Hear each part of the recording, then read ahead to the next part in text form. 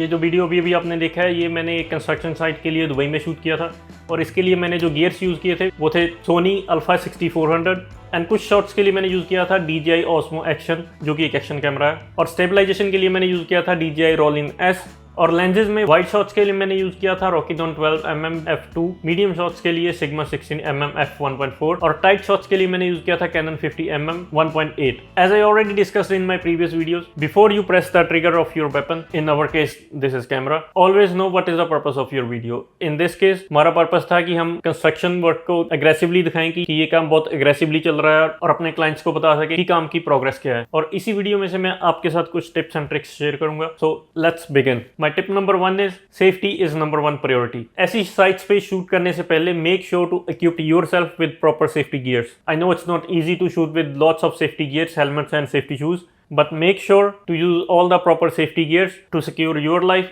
and the workers who are working on the site. And it doesn't mean कि आपने बस एक helmet पहन लिया और अपने सेफ्टी शूज पहन लिया और you are good to go. अपने सेफ्टी गियर्स को अपने कैमरा लेंस की तरह according to the situation change करो। फॉर एग्जाम्पल स्टील फिक्सिंग को शूट करते समय मैंने प्रॉपर हेलमेट और सेफ्टी शूज पहने हुए थे, लेकिन स्टील कटिंग के वक्त मैंने अपना हेलमेट चेंज किया और मैंने आई प्रोटेक्टिव ग्लास लगाया। So always use proper safety gear according to your situation or according to the action going on. Now let's move to tip number 2 which is find the real guide. ऐसी sites पे shoot करने के लिए आपको एक special permission चाहिए होती है क्योंकि वहाँ के जो वर्कर्स हैं और जो सेफ्टी ऑफिसर्स हैं वो आपको अंदर नहीं जाने देंगे। वहाँ आप सीधा ऐसे जाके नहीं बोल सकते कि मुझे यहाँ शूट करना है तो मुझे यहाँ का एक्सेस दे दो। In my case, my friend Zarzora helped me a lot, who is a civil engineer on this site. So big thanks to my friend Zarzora. You are welcome. Come every day.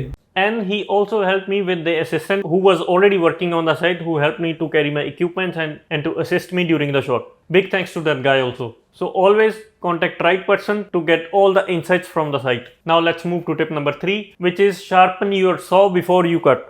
Now what does this mean? Because ऐसी sites आपके lens को change करने के लिए या आपके gears को fine twin करने के लिए बेस्ट प्लेस नहीं होती। सो आई वुड रेकमेंड कुछ भी शूट करने से पहले एक सिक्योर जगह पे जाओ, अपना गिम्बल बैलेंस करो, अपने लेंजेस ऐड करो, अपने कैमरा की सेटिंग करो, अपने फिल्टर्स ऐड करो और साइट पे जाने से पहले अपने गियर को प्रॉपरली रेडी कर लो कि वहां जाके आपको सिर्फ रिकॉर्ड बटन दबाना है और you are good to go. ऐसा ही शूट करने के लिए अगर आप वेरिएबल फोकल लेंथ वाला लेंस यूज करो तो मच बेटर है क्योंकि वहां पे आपको बार बार लेंस चेंज करने में दिक्कत आएगी, which is not good for your equipment also. So I would say sharpen your saw.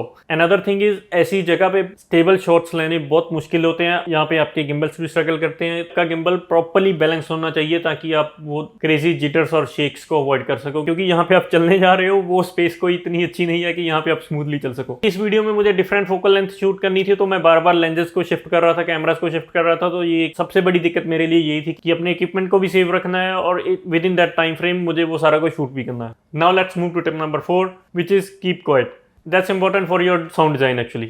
Before we proceed, have a look on this video without the background music with only sound design.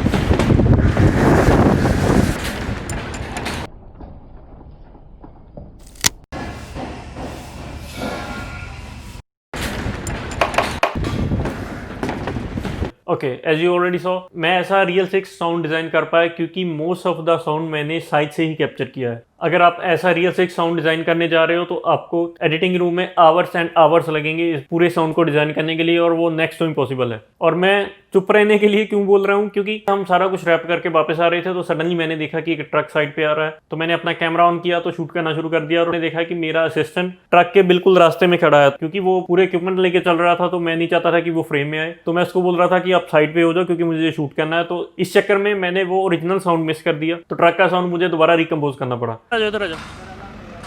Side पे हो जा, side पे हो जा। So that's why better to keep quiet and record as much as you can record from the side. अब side से record करने का ये भी मतलब नहीं है कि साइड से कुछ भी रिकॉर्ड करो और जस्ट उसको थ्रो कर दो। साइड से रिकॉर्ड करने के बाद भी आपको वो रिकम्पोज करना पड़ेगा और आपको उस सही जगह पे फिट करना पड़ेगा, यहाँ पे उसकी सही जगह है। फिर ही आप वो एक नेचुरल एम्बियंस दे पाओगे और वो नेचुरल साउंड दे पाओगे, जिसके साथ आपकी ऑडियंस वीडियो के साथ मोर एंगेज हो पाएंगी और वो उस वीडियो के एक्शंस को प्रॉपर्ली फील कर पाएंगे। And the big thing is don't use your shotgun blogging mics on your camera, क्योंकि अगर आप वो शॉटगन माइक्स के साथ शूट कर रहे हो तो आपके कैमरे के सामने का जो कुछ भी है वो फोकस में आएगा, क्योंकि ये माइक्स ऑलमोस्ट जूम्ड फोकस करते हैं और इनके सामने जो भी आता है वो उनको अच्छी तरह शूट करते हैं। इधर उधर की जो भी नॉइस है सब उसको कैंसिल कर देते हैं। आपके कैमरा का mic is good enough to shoot that ambience and the sound from the side. Now this brings me to tip number 5, which is shoot as much as you can. As you guys already know, I am a big believer of the storyboard. कुछ भी shoot करने से पहले मैं एक storyboard बनाता हूँ, इसके साथ आपको आइडिया रहता है कि आप एक स्टोरी कैसे बिल्ड करने जा रहे हो। लेकिन ऐसे सिनेरियोज में आपको कुछ नहीं पता कि वहाँ जाके आप क्या शूट करने वाले हो, और आपको वहाँ शूट करने के बाद जो आपकी स्टोरी है वो आपके एडिटिंग रूम में बनती है। अगर आप वो स्टोरी बनाने में फेल कर जाते हैं तो आपकी वीडियो इतनी एंगेजिंग नहीं रहेगी और लोगों को उसमें बिल्कुल इंटरेस्ट नहीं आएगा और वो आपको स्किप कर देंगे।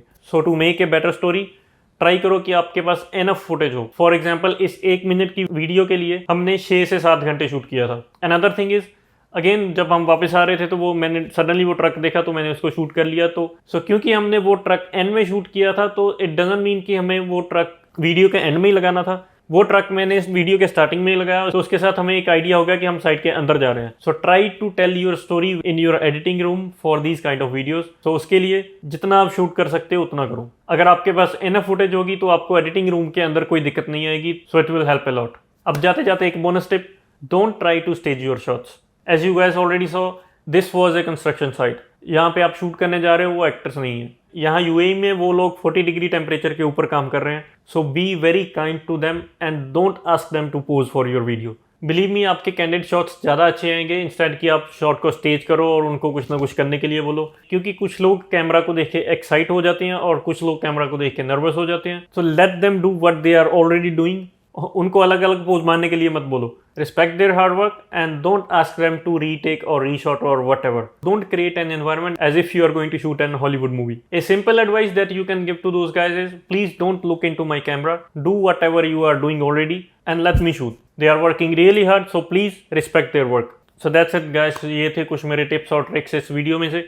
I hope you guys like it. अगर आपको अच्छे लगे हैं तो वो लाइक का बटन जरूर दबाइएगा। इसके साथ मुझे पता चलेगा कि आप हमारे काम को पसंद कर रहे हैं कि नहीं पसंद कर रहे हैं। मेरे कुछ दोस्त कंप्लेन कर रहे थे कि मेरी वीडियो का उनको नोटिफिकेशन नहीं जाता। सो मेक श्योर कि आपने सब्सक्राइब के साथ साथ वो घंटी वाला बटन जरूर दबा रखा है, अदरवाइज आपको नोटिफिकेशन नहीं जाएगा और आप वीडियोस मिस कर देंगे। और मेरे साथ पर्सनली कनेक्ट करने के लिए आप मुझे इंस्टाग्राम पे फॉलो कर सकते हैं। मेरी आईडी है brianna.aman। I will see you guys in my next video. Till then, stay tuned, take care and keep shooting.